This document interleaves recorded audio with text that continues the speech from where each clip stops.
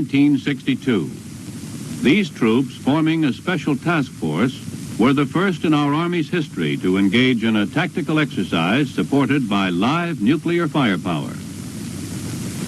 Every man was required to wear a security badge and a radiological dosimeter.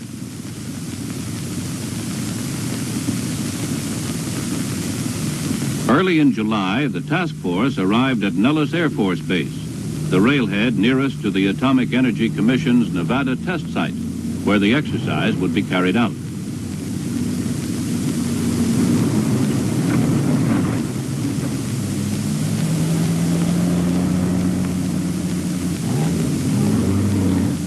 The mission had been given a high priority and a short get-ready schedule. In 6 weeks from the time the selected commanders and troops were alerted, they were organized into a mechanized force, given intensive training, and moved from their home station, Fort Lewis, Washington. The troops were transported by commercial and military buses from Nellis Air Force Base to the test site, a distance of 100 miles.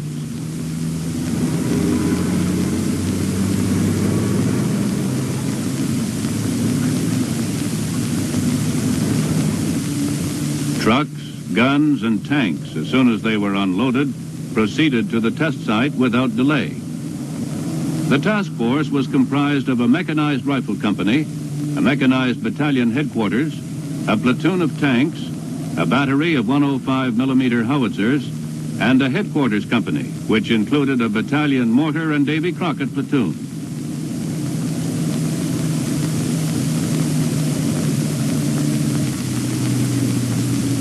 Arriving at the AEC test site, the troops were billeted in a trailer camp, located approximately 25 miles from the selected exercise area.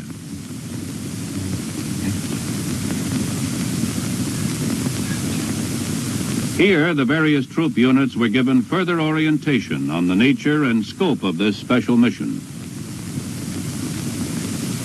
Complete preparations had been made for their arrival and occupancy of quarters, thus obviating the necessity for transporting much impedimenta normally required for a field exercise.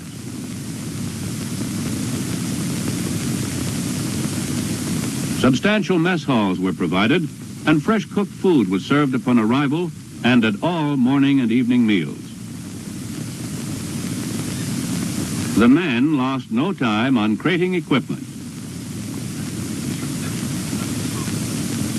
The headquarters of the exercise director was located in a similar nearby camp.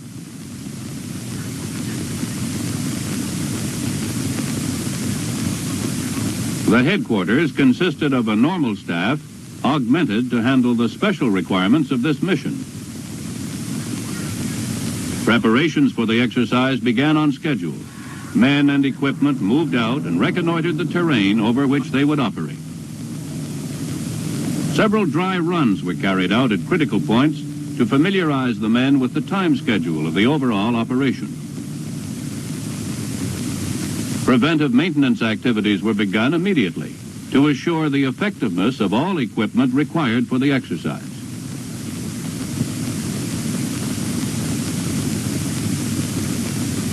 Timing and coordinating a field exercise of this type called for exact pre-planning of the functions and movements of each individual unit involved. This field exercise was not a wargaming maneuver, but rather a pre-designed demonstration of the tactical employment of low-yield nuclear weapons in conjunction with conventional weapons. Close support weapons were set up in advance in preparation for registering and firing upon pre-selected target areas in the first phase of the operation. The artillery battery was likewise set up in its supporting position, and registration rounds were fired onto the targets designated in each phase of the overall operation. Each element of the task force was briefed in its particular responsibilities, including the precise safety measures to be taken at each stage of the overall operation.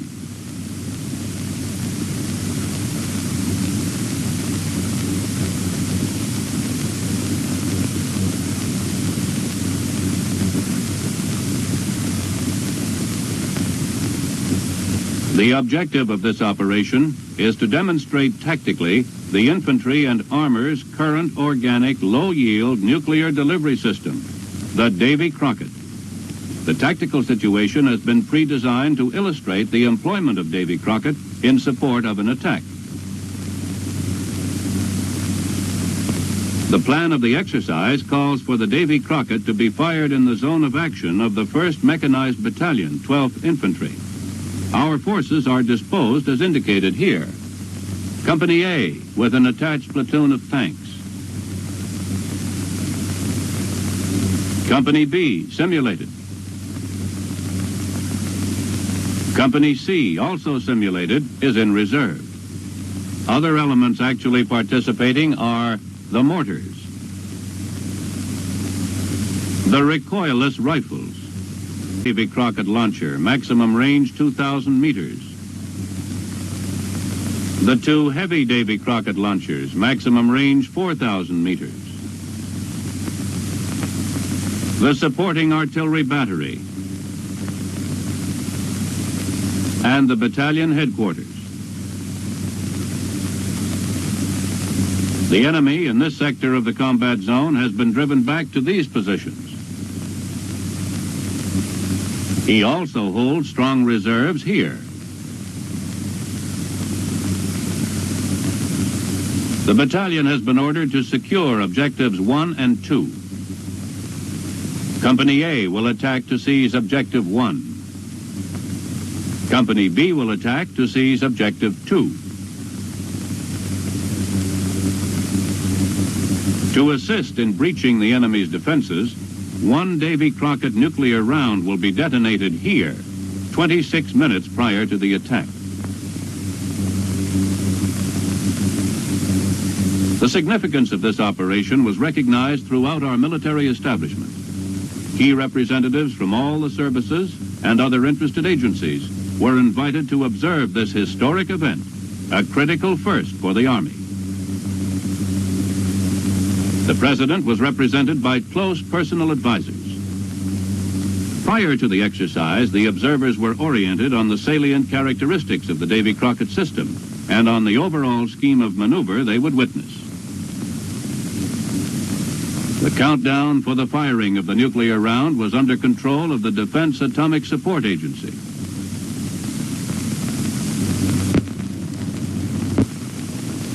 Safety measures for the exercise were supervised by the Chief Safety Officer.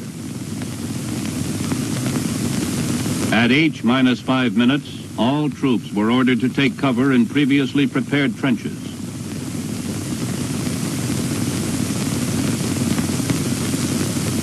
At H-3 minutes, all observers put on high-density goggles or turned their backs to the direction of the burst to avoid retinal burns. At H-2 minutes, green star clusters were fired as the final warning before the detonation.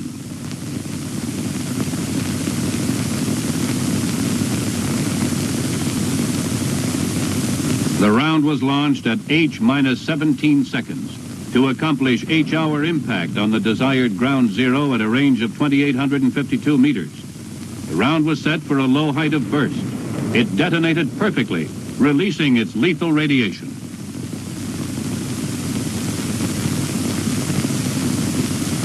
Like any other nuclear weapon, the Davy Crockett gives off 3 basic effects: heat, blast, and nuclear radiation. By far, the most significant effect is its deadly initial nuclear radiation. The 3,000 rad line, criterion for prompt casualties, extended approximately 200 meters. The 650 rad line, criterion for delayed casualties, extended approximately 350 meters. Troops located approximately 1,600 meters from the detonation were well beyond the minimum safe distance. In comparison, thermal effects to exposed skin would have been insignificant at any of these ranges. Second-degree burns would have extended to only a distance of about 100 meters. The crater produced by the blast was militarily insignificant.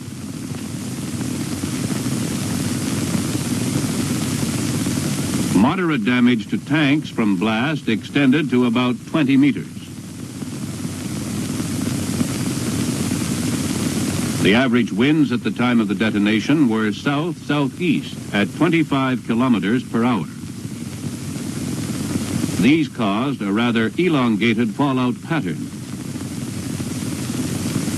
At 1 hour after the burst, the 1 rad per hour contour extended over 1,700 meters downwind. The 10 rad per hour contour extended 700 meters. With a smaller 10 rad per hour contour enclosing a hot spot further downwind. An aerial survey of radiological intensities was made shortly after the burst by a monitoring team. The data obtained by this team, combined with ground survey data, established the pattern of radiation intensities in the area of the operation. The battalion commander performed his tactical damage assessment by helicopter. His personal observations, combined with the radiological data collected, provided the information necessary to complete his estimate of the situation. In the event radiation intensities had prevented him from following his primary plan, he would have had to implement a contingency plan. His information, however, assured him that his primary plan could be followed. This plan called for 2 platoons of Company A to attack Objective 1 along this axis, while the 3rd platoon secured the battalion's right flank by seizing the shoulder of the penetration. In his damage assessment flight, the battalion commander had observed a previously unreported enemy force in an assembly area here. He estimated it to be a reinforced mechanized company. This force would menace his right flank during the movement to seize Objective 1.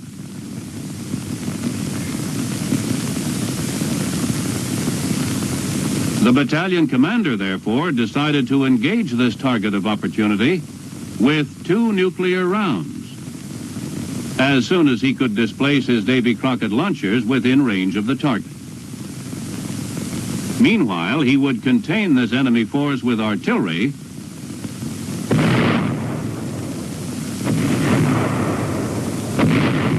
and mortar fire. Troops were ordered into their carriers in preparation for the attack as soon as the battalion commander had determined that his primary plan could be implemented. At H+26, with the platoon of tanks supporting the effort of Company A, the battalion jumped off.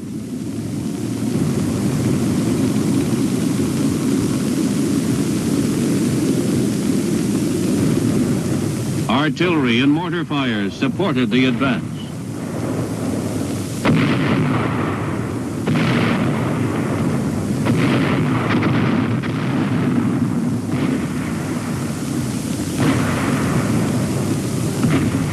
The right platoon of Company A, supported by tanks, seized the right shoulder of the penetration, thereby assuring the remainder of the company free movement toward Objective 1.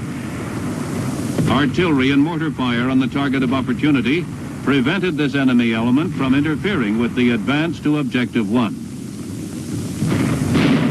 When the right platoon secured the right shoulder, the tanks with this unit were in position to supplement the artillery and mortar fire on the target of opportunity. When the Company Minus reached its dismount point, all elements of the battalion were able to begin the final phase of the attack. Supporting fires lifted and shifted on call from the company commanders.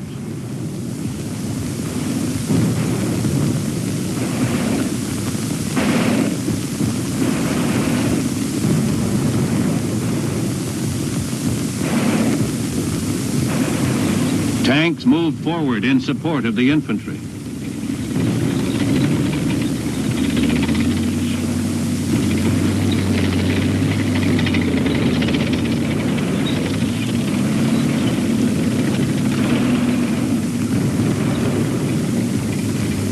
By this time, the light Davy Crockett, which had been displacing in the rear of the advance, was in position to begin adjustment of fire on the target of opportunity.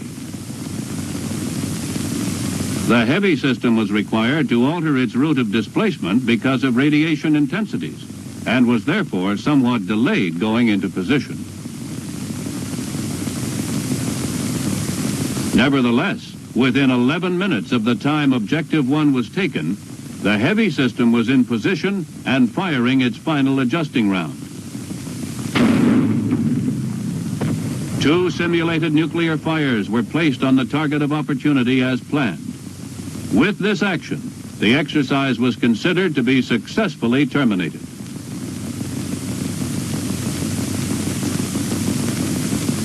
Immediately following the exercise, the battalion employed standard unit decontamination procedures to ensure that vehicles and men were freed of the main possible source of radiological contamination. Radiac equipment was used to detect contamination exceeding the safety criteria of the exercise. No one needed further decontamination, and only 2 vehicles required a washdown.